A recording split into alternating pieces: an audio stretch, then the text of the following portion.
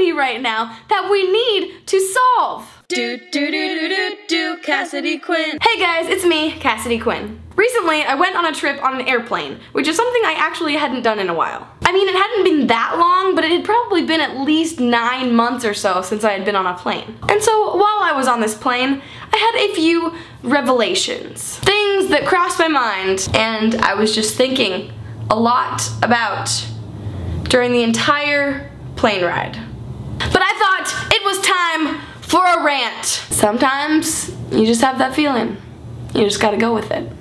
So here's how the plane ride went down. Now, it was a very early morning. The plane left at 7:30, or so I thought. Well, it turns out I'm an idiot and thought my plane left at 7:30, but it actually left at 7 o'clock. I get to the airport and I'm trying to check in on one of those little kiosk things, and it's telling me, you can't check in. You are too late for your flight.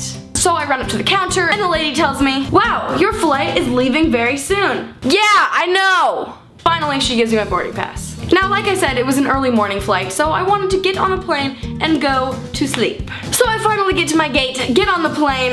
I think I was the last person to get on the plane. But there was someone getting on, like, right in front of me, so I wasn't the only person running late, okay? Get to my middle seat, sit down, and I'm ready for a nice, relaxing flight. Or so I thought. All of a sudden, I hear something that you never want to hear on an airplane. A baby started crying. Yep, just hear this tiny little whimpering. Wah, wah, wah, wah, no, not okay. So immediately I'm thinking, oh my god, this baby's going to cry the entire flight. So much for sleeping. So I realized something.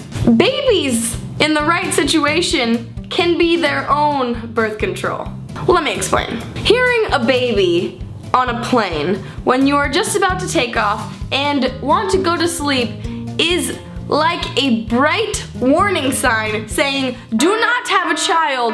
You do not want to ever bring them on the plane because you don't want to be that person with a crying baby on the plane because everyone will hate you. I mean, maybe at some point in your life you just get to the point where you think, yeah, that looks fun. I want to be that lady on the plane with a crying baby. Do you? I don't know. Is there a point where that looks fun? My point being, if you ever want a reason not to have a baby at this point in your life, just go on an airplane. Anyway, eventually I decided I don't care how loud this baby is. I am tired enough that I'm just gonna close my eyes, lean back, and go to sleep. Or so I thought. So I push that button on the side of my armrest, you know what I'm talking about, and start to push my chair back.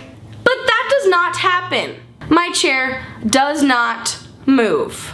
Now there are two possibilities as to why my chair would not move in this situation, and I will never know which one is the truth. Either it was just a case of a simple broken chair, or someone behind me had a knee defender. Now this is what I really want to rant about. Have you guys heard about these things? Let me look it up for you in case you have not. It says, got leg room? Clever. Helping you gain some protection for your knees when there is no airplane legroom space to spare, but you may be dealing with an aggressive seat recliner. Now there's the first issue. What is an aggressive seat recliner? I am just an aggressively tired person wanting to sleep on a 6-hour flight. That is all.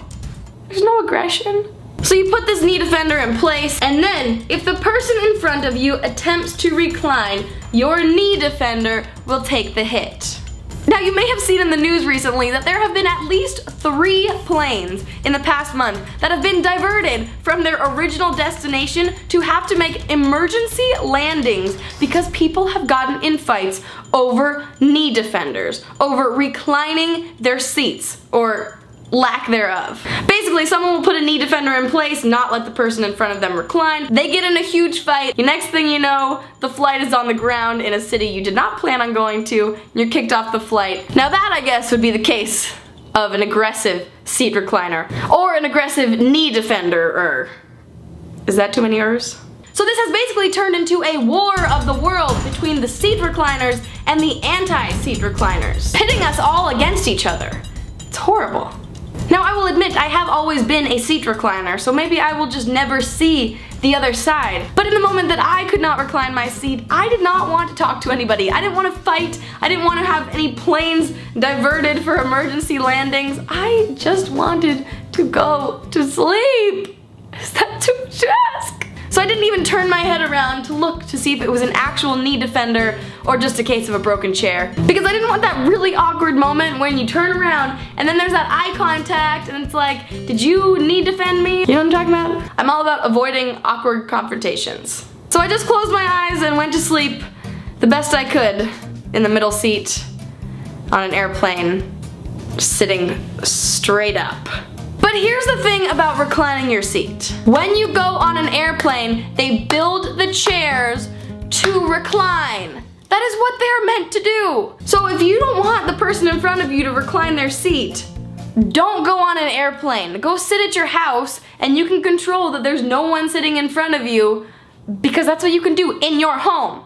When you go on the airplane, you are basically signing your name saying, I am okay with reclining chairs. You're also okay with really tiny sodas and waters, sharing seats that other people have just sat on minutes before you, and only eating peanuts or chips for like 6 hours. These are the things you sign up for, okay? Also, unless you pay to upgrade to first class or the extra legroom seats, you're also signing up for a lack of legroom. That's just how it works. So really, in my mind, the difference between where your legs can be when the person is sitting straight up in front of you or the person is leaning back really doesn't seem like that big of a difference because you already have no space. Now I know I'm not a very tall person, so I don't really need that much legroom, but I still know that it gets very cramped. When a seat goes back like this on a plane, I feel like the part where your knees are doesn't actually lose any space. So okay, yeah, you technically do lose space in front of you, but it's just room for your face. And how much room do you need for your face on an airplane? So the seat's here in front of you,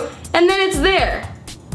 Is that big of a deal? And here's the other very important point. If everyone on the plane put their seat back, everyone would still have the same amount of room. Unless you're sitting in the back row by the bathroom.